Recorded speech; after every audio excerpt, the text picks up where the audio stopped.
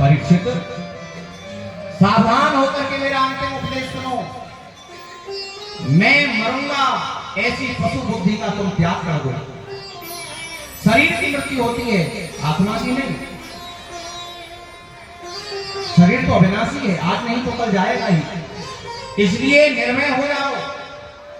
परीक्षित हंसते हुए कहते हैं, गुरुदेव अब मुझे इसका भय नहीं है कि तक्षक आएगा और मुझे डसेगा। अब तो मुझे इस बात का कष्ट है कि अब मैं कथा नहीं सुन पाऊंगा, अब मुझे कथा प्राप्त नहीं होगी। अब ये शरीर तक्षक के दंशन से नहीं, अब तो ये शरीर कथा के वियोग से छूटेगा। राजा परीक्षित ने सुखदेव जी का पूजन किया और सुखदेव जी जैसे आए थे वैसे विदा लेकर के चले गए। परीक्षित ध्यान लगाए हैं और अपनी आत्मा को गोविंद में लीन कर दिया। तक्षक सद्म रूप से आया है और उसने परीक्षित के शरीर को भस्म किया है। परीक्षित की आत्मा तो गोविंद में पहले ही लीन हो चुकी थी। परीक्षित के पुत्र जन्मे ने सर्पेष्टि यज्ञ किया है, जिसको आस्तिक मुनि ने आकर के रुकवाया है। और इसी क्रम में सूत सौनक संवाद की कथा का वर्णन है। जो लोग नियम पूर्वक 7 दिन की कथा नहीं सुन पाए हैं, यदि वे इस 5 मिनट के सूत सौनक संवाद की कथा को ध्यान पूर्वक सुन लेंगे तो आचार्य कहते हैं 7 दिन की कथा श्रवण करने का उन्हें फल प्राप्त होगा।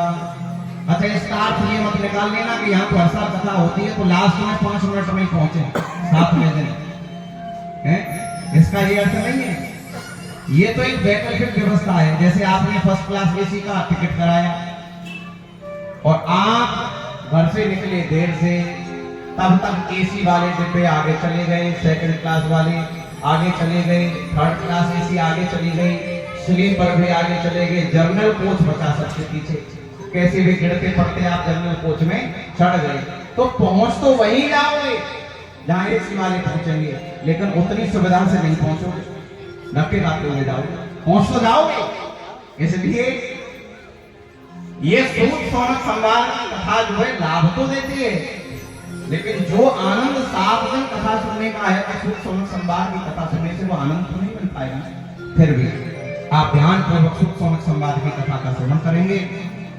इसको भागवत की अनुक्रमणिका कहते हैं, सिनॉप्सिस आपकी भाषा। श्रीमद् भागवत महापुराण, इसका महात्म्य 2 पुराणों में गाया गया है, एक पद्म पुराण में और एक स्कंद पुराण में। पहले दिन जब कथा प्रारंभ हुई थी तो हमने पद्म पुराणोक्त भागवत महात्मा की चर्चा की थी, जिसमें 6 अध्याय हैं। इसमें महात्मा का उपक्रम, नारद जी की भक्त महारानी से वृंदावन में भेंट, उनके पुत्र ज्ञान वैराग्य को जगाने का प्रयास, उनके कष्ट की निवृत्ति का उपाय, इसी क्रम में गोकर्ण उपाख्यान और धुंधकारी की प्रेत योनि से मुक्ति की कथा, श्रवण की विधि, ये महात्मा में हमने चर्चा की थी। श्रीमद् भागवत जो है वो 12 स्कंदों में निबद्ध है, जिसमें 335 अध्याय हैं और 18,000 श्लोक है।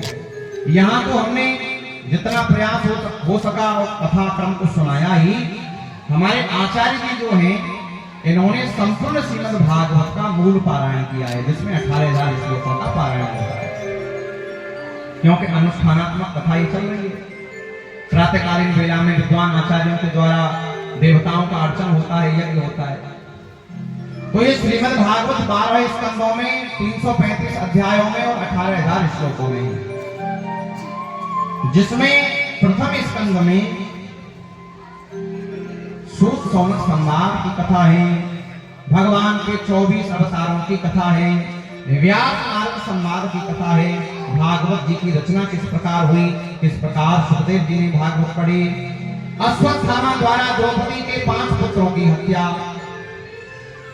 उत्तरा के गर्भ की भगवान द्वारा रक्षा, इसी क्रम में कुंती द्वारा भगवान की स्तुति, भीष्म द्वारा भगवान की स्तुति, परीक्षित जन्म, परीक्षित जी के द्वारा कलयुग पर शासन, कलयुग को रहने के लिए 4 स्थान देना, समीक ऋषि के चरणों में अपराध और समीक ऋषि के पुत्र श्रृंगी द्वारा 7 दिन में तक्षक के दंशन से मृत्यु का साफ का समाचार मिलकर के परीक्षित का जन्मेजय को राज्य देना, गंगा तट पर आना और अनेक ऋषियों का आगमन। उसी क्रम में श्री सुखदेव भगवान का गंगा तट पर आगमन, सुखदेव भगवान का व्यासपीठ पर विराजमान होना, राजा परीक्षित का उनका स्वागत करना, पूजन करना और कल्याण विषयक जिज्ञासा करना। द्वितीय स्कंद में सुखदेव जी द्वारा राजा परीक्षित को उपदेश देना, विराट पुरुष के ध्यान की विधि, क्रम मुक्ति सिद्धि मुक्ति की कथा, कामना भेद से देवताओं के यजन की कथा, सृष्टि का वर्णन, चतुश्लोकी भागवत की कथा और पुराणों के 10 लक्षण। तीसरे स्कंद में सर्ग की कथा है, सर्ग कहते हैं सृष्टि को। इसी क्रम में विदुर उद्धव भेंट, विदुर मैत्रेय संवाद की कथा, सृष्टि की कथा, वराह अवतार की कथा, कर्दम देवहूति विवाह की कथा, कपिल देवहूति संवाद की कथा, कपिल अष्टाध्यायी की कथा है। चतुर्थ स्कंद में विसर्ग की कथा है, विसर्ग माने सृष्टि का विस्तार। इसमें मनु की कन्याओं का वंश है, सती चरित्र है, ध्रुव चरित्र है, महाराज अंग और बेन पृथु चरित्र है, प्राचीन बरही पुरंजनोपाख्यान और प्रचेताओं की कथा है।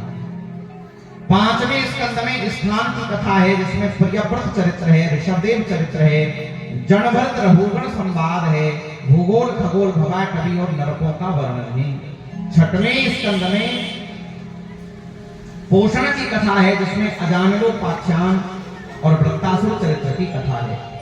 सातवें स्कंद में ऊती की कथा है, जिसमें प्रहलाद चरित्र हिरण्यकश्यपु का वध भगवान ने नरसिंह अवतार धारण करके किया और वर्णाश्रम धर्म की कथा है। आठवें स्कंद में मनवंतरों की कथा है, जिसमें गज और ग्राह का युद्ध है, भगवान ने गजेंद्र पर कृपा की। समुद्र मंथन की कथा है, मोहिनी अवतार की कथा है, देवासुर संग्राम की कथा है, वामन अवतार की कथा है और मत्स्यावतार की कथा है। नौवें स्कंद में ईशान कथाएं हैं, वैवस्वत मनु के पुत्रों का चरित्र है, सूर्यवंशीय राजाओं का चरित्र है और मर्यादा पुरुषोत्तम भगवान श्री राम का चरित्र है और चंद्रवंश के राजाओं का चरित्र है। दसवें स्कंद में निरोधत्व की कथा है, जिसमें वसुदेव देवकी के घर भगवान ने मथुरा में जन्म लिया, गोकुल में बाल लीलाएं की, गोकुल के बाद भगवान वृंदावन आए, वृंदावन में बड़ी ललित माधुर्यपूर्ण लीलाएं करी और फिर भगवान विधवासियों को छोड़ करके मथुरा गए, मथुरा में कंस का उद्धार किया और फिर विद्या अध्ययन करने के लिए सांदीपन गुरु के यहाँ गए, उद्धव को संदेश लेकर के भेजा। जरासंध इत्यादि राजाओं की सेनाओं का पराभव किया भगवान ने, द्वारिका आए, द्वारिका में और रुक्मिणी जी सहित 16,108 कन्याओं के साथ विवाह हुआ, द्वारिका लीलाएं हुई। 11वें स्कंद में मुक्ति तत्व की कथा है, जिसमें यदुवंश को शाप है, नवयोगेश्वर संवाद और अवधूत उपाख्यान की कथा है। 12वें स्कंद में आश्रय तत्व की कथा है, जिसमें परीक्षित को मोक्ष हुआ। यही संपूर्ण श्रीमद् भागवत है, ये भागवत का सार तत्व है। आप दोहराएंगे, उसके बाद हम पंडित जी की सूचना की ओर चलेंगे। आप सब हाथ जोड़ करके भागवत की अंतिम श्लोक को मेरे साथ दोहराएं।